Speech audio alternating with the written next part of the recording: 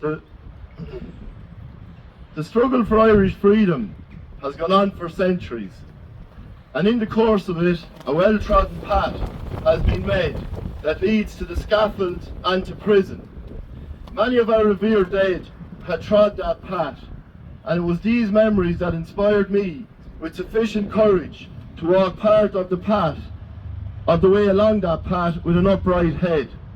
The words of Thomas J. Clarke. When the British occupying forces put him up against the wall of the Stonebreakers Wall in Kilmainham Jail just before 3 a.m.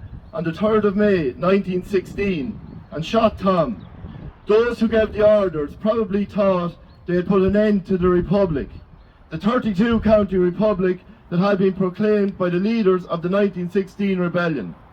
But how wrong they were, and how wrong they still are. You cannot put an idea up against a wall and shoot it. And although those great martyrs were shot by British lead and buried in unmarked graves, covered in quicklime, the Republic proclaimed lived on.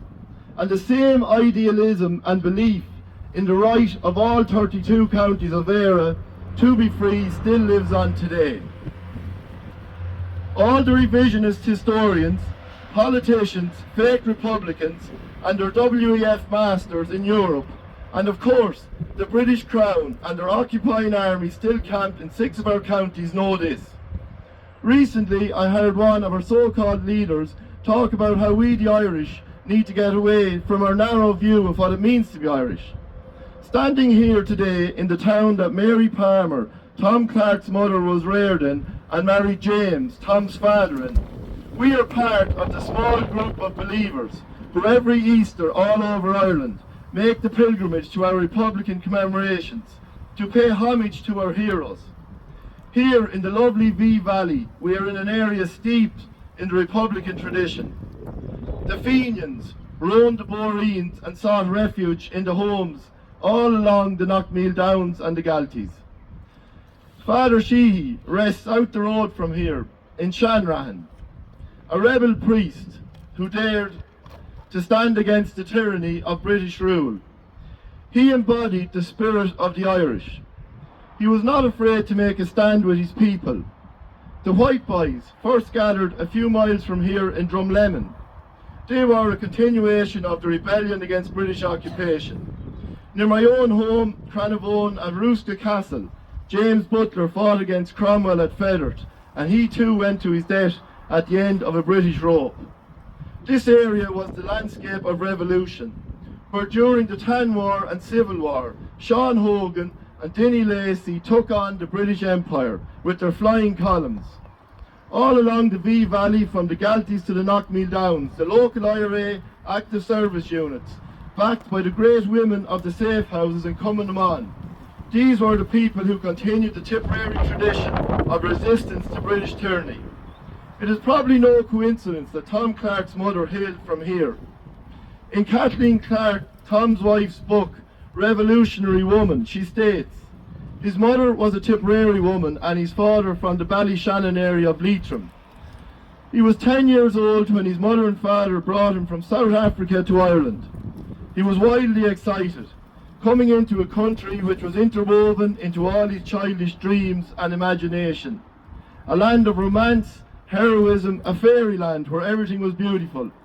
There was no place in the world to compare with Tipperary and Ireland. As a result of his mother's constant talk of that wonderful place, the year he first saw Ireland was the year of the 1867 Rising, and his head was full in awe and stories of the Fenians. Is it any wonder, and hearing all the talk of the Fenians' attempt to free Ireland, that he developed that all-absorbing love for Ireland, for which no sacrifice was too great to make? In Ireland today, we have those who fear to speak of the great men of 1916. They will call the war from 1919 to 22 the War of Independence. It was not the war that brought us our freedom. It was just the latest in a series of armed rebellions. It was the Tan War. The Free State that came into existence was not what Thomas J. Clarke and all our heroes died for. The hypocrisy today of those that lay reach for the men of 1916 and then throw shade on the brave men who defended Catholics in the apartheid state of Northern Ireland in the 1970s and 80s. They fought the same illegal occupying army that Sean Tracy, Sean Hogan and all the greats of the IRA fought against down here. These are the fake Republicans who on one hand will sing the Galty Mountain Boy with gusto, praise Dan Breen and Denny Lacey. They talk of how the old IRA were somehow different than all the freedom fighters that came after. This is our history, and it's so important that it is told. We cannot erase it or should not attempt to sanitise it to suit an agenda. It's also important to remember Irish men and women in British-controlled prisons in Ireland today, many of whom would not be incarcerated only for a colonial past and Britain's interference on our island. Last year we honoured John Mahoney, the forgotten soldier, murdered by the Free State, buried in an unmarked grave. He too paid the ultimate price for believing in the ideals and principles of the 1916 Rising. Moved from Kilkenny prison so he would not be seen as dying a Republican martyr in a Free State prison, his mother knew the authorities' intention, and in a letter written in the 30s while applying for a pension for John's service, she wrote, "The authorities, by moving John from Kilkenny jail to Cashel poorhouse, knew what they were doing.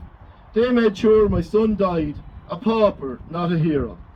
It might have taken us 100 years to uncover John's story, but now he is rightfully remembered and is a hero here locally and will forever be remembered.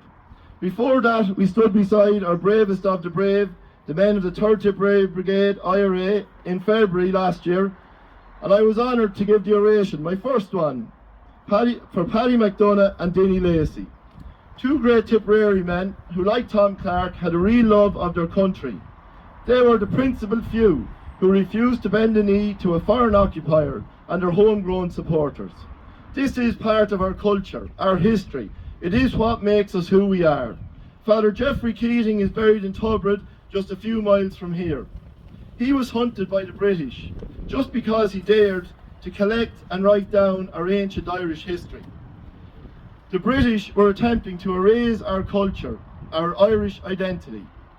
Our ancient symbol, the harp, that fantastic musical instrument, was also a target of British repression. Cromwell's army tried to finish the harps of Tipperary. Thousands of harps were torn from walls of cabins where they were regarded as sacred. They failed, and their efforts to rid Tipperary of our culture and tradition failed. Today, we have a hate speech law that is trying to do similar. Isn't it amazing that this is happening in the very country that was always a beacon for culture, the land whose monks travelled Europe to collect banned manuscripts and save them? Thomas James Clarke was born in England on March the 11th, 1858. His father James hailed from Carrigal in Leitrim and his mother Mary Palmer from here in Clogheen.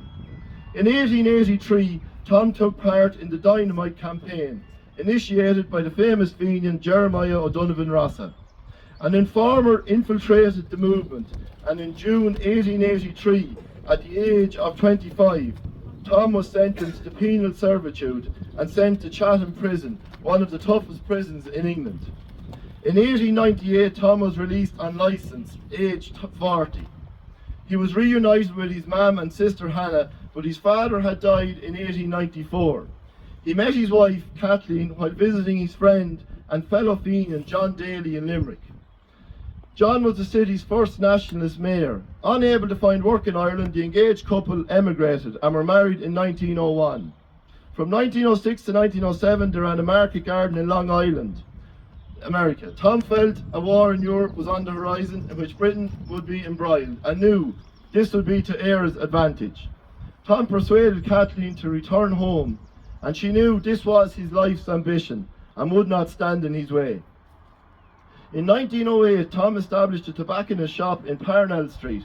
Tom worked over the next few years, leading up to the rise in re-establishing an IRB movement, working with Bulmer Hobson and the great Sean McDermott. Tom never lost sight of his lifelong ambition to free Ireland, all 32 counties of British occupation. In 1915, we had the great Republican funeral of O'Donovan Rossa.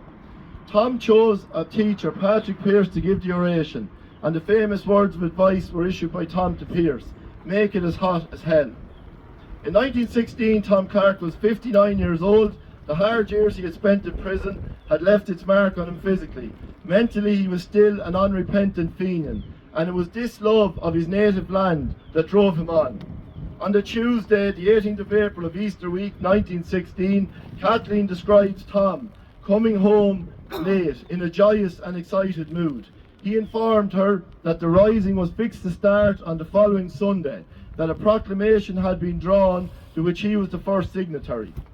Tom had asked not to be the first, but he explained how Thomas MacDonagh had spoke and said, "You, sir, by your example, your courage, your enthusiasm, have led us younger men to where we are today." He then said if Tom did not agree to accept it, he would not sign it. Tom agreed, and at that meeting, Tom, as first signatory, became president, and Pearse was made Commander-in-Chief of Ireland and Connolly Commander of Dublin. Kathleen describes a feeling of her world falling apart around her as she listened to Tom, who she described as being wild with excitement. "I did not want to dampen his spirit. Though I knew the rising had to be, I could see no military success against the British Empire." Tom continued normal life as the RIC and G-men were keeping a close eye on him.